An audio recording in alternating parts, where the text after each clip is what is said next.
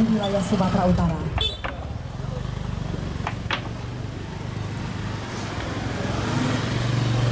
Tentunya harapan kita semua adalah semoga bakti sosial ini dapat memberikan dampak positif dan manfaat yang besar untuk kita semua, serta semakin mempererat sinergitas antara Polri, TNI, khususnya Polda Sumatera Utara dan panjang bang, nanti punya waktu.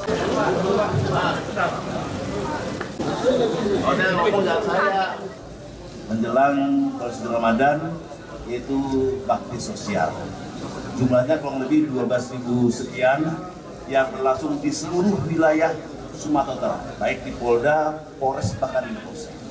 Dan ini dilaksanakan secara nasional di 36 Polda dan 500 sekian Polres.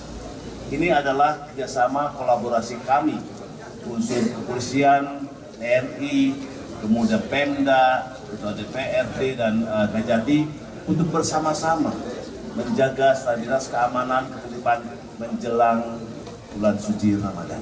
Jelajahi cara baru mendapatkan informasi. Download Metro TV Extend sekarang.